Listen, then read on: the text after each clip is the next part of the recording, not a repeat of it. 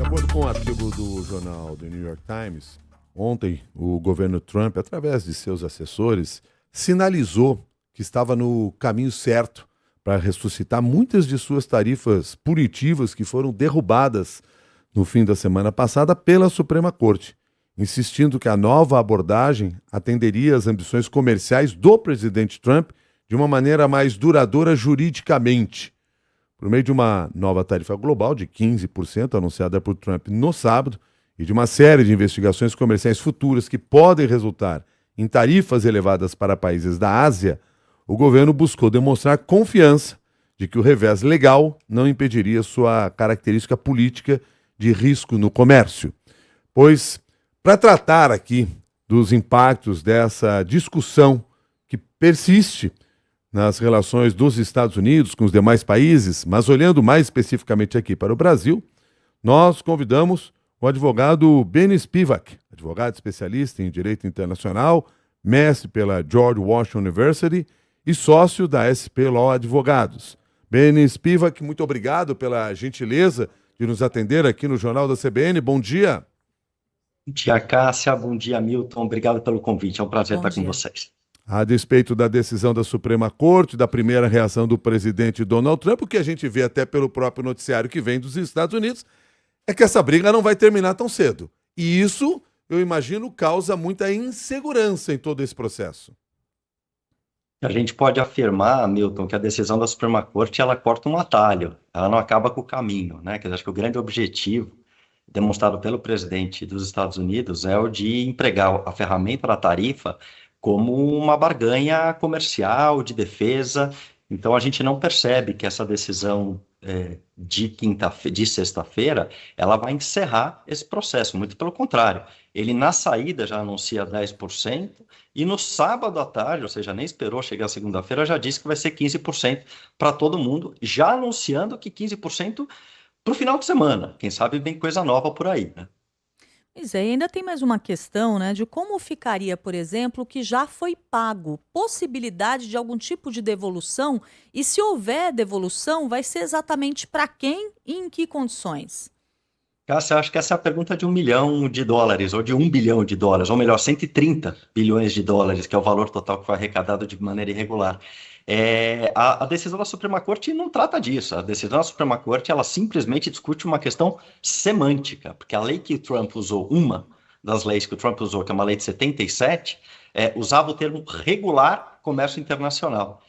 E ele usou esse termo regular para tarifar. A decisão da Suprema Corte foi, olha, regular não é tarifar, regular é organizar o que já está em casa. Você não pode trazer coisa nova. E ela para ali. Ela não diz nada com relação a reembolso, devolução, retorno. Então, essa é a grande questão.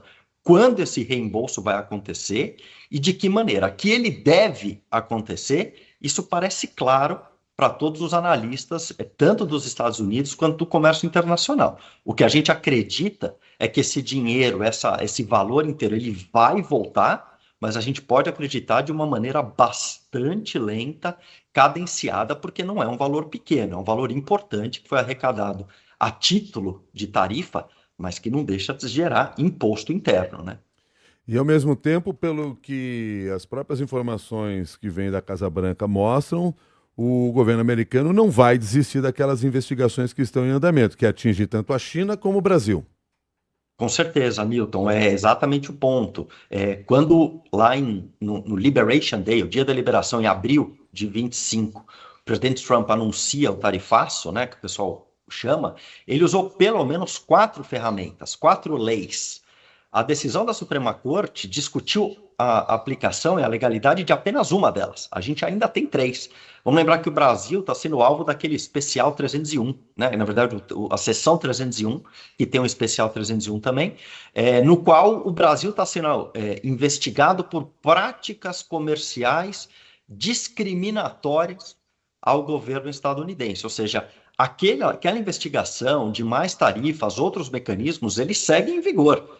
Então, claro que quando a IEPA cai, com essa decisão de sexta-feira, uma parte importante das tarifas, talvez a grande parte, cai.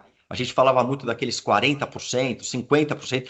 Essa grande tarifa, ela caiu, mas ela não eliminou. A gente ainda tem outras. E o próprio presidente Trump tem na manga outros mecanismos que ele pode, sem nem ligar para o Congresso, adotar e pode passar a mão e falar, vamos fazer isso, que é o que ele está fazendo agora. Ele acabou de anunciar esses 15% adicionais, eles têm um prazo, são 150 dias, no qual essa tarifa adicional pode ser aplicada até que se regularize a situação. E que mais que vem disso? Né? Ele não acaba aqui, ele tem um ferramental muito grande que ele pode empregar para não só criar novas coisas, como restabelecer as que caíram.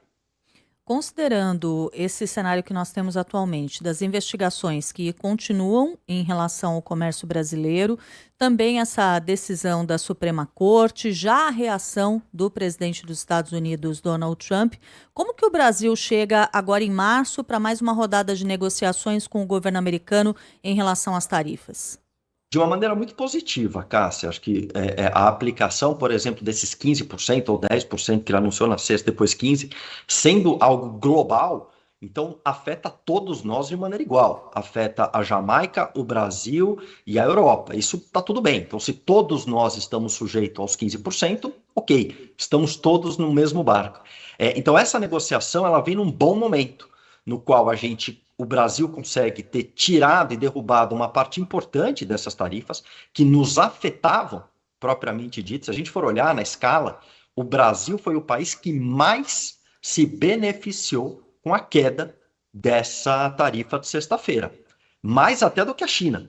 Porque o Brasil já estava num patamar importante, através da primeira negociação havida ali em novembro, e agora, para março, com um bom relacionamento entre os dois líderes do executivo, a gente acredita que a gente pode ter uma melhoria. E, de novo, aí esses 15%, tudo bem, se é para todo mundo, a gente continua, está tudo certo.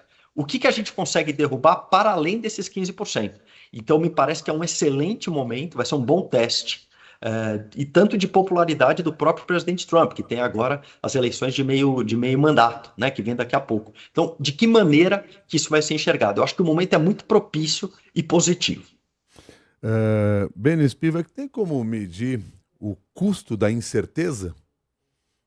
Pois é, se a gente falar de Brasil, com certeza, né? O quanto a gente consegue afastar de investimento. Quando a gente fala dos Estados Unidos, a gente precisa olhar o dólar, né? Em que medida que o dólar vai perdendo o seu valor de compra frente a outras moedas.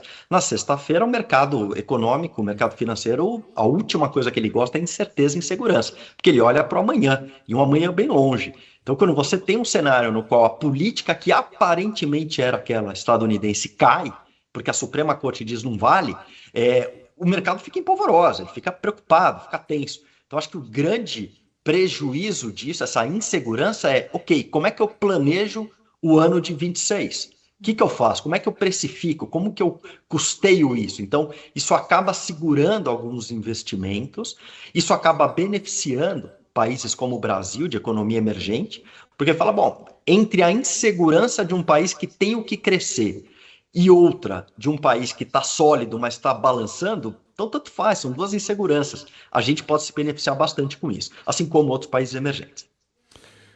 Ben Spivak, muito obrigado pela sua análise aqui no Jornal da CBN, por compartilhar seu conhecimento. Bom dia.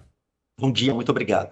Obrigada. Ben Spivak é advogado, especialista em Direito Internacional, mestre pela George Washington University e sócio da SP Law Advogados. Conversou com você no Jornal da CBN.